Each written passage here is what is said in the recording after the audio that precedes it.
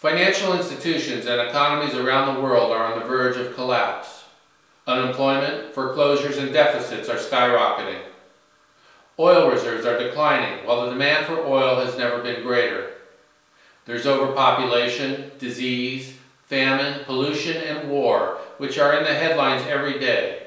And your question to the world is, are you confident that global growth will be restored in 2009? Well, no, I am not confident, nor do I welcome global growth in its present form. It has been this relentless drive for global growth, this monetary system which covets profits above all else, which has placed our world in serious jeopardy. Why would anyone wish to perpetuate such a system?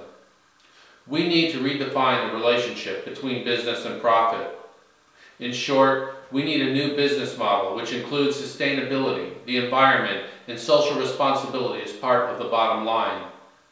We need governments to institute policies and regulations of fair trade to reflect those values, not unfettered free trade. Institutions like GATT, the WTO, and the World Bank need to be restructured and tasked with implementing these new principles. Should company executives have a code of ethics similar to doctors and lawyers? If accountability and consequences are included as part of that code, I'm all for it.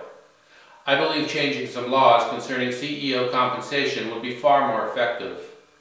For example, how about making stock options illegal as a form of compensation? How about basing compensation of top executives to the average salary of the worker? What about including workers on a company's board of directors? More transparency and accountability for shareholders is necessary as well. Will the environment lose out to the economy in 2009? Throughout history, capitalism has always exploited the environment for profit. Until recently, the environment had been resilient enough to withstand the onslaught of humanity.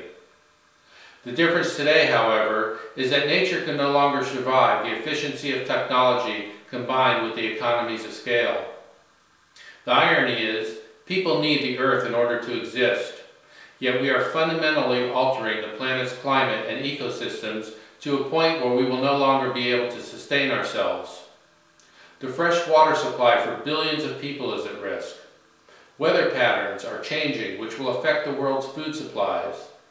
Rising sea levels will displace people everywhere.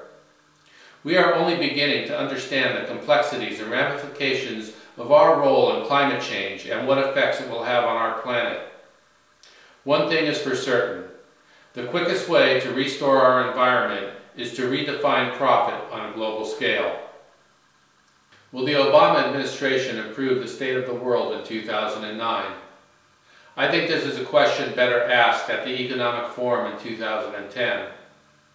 What I do know is that if the nations of the world do not fundamentally change the way in which they conduct business, the consequences to humanity and the planet will be disastrous. My name is Kenji Rumaker, and I approve this message.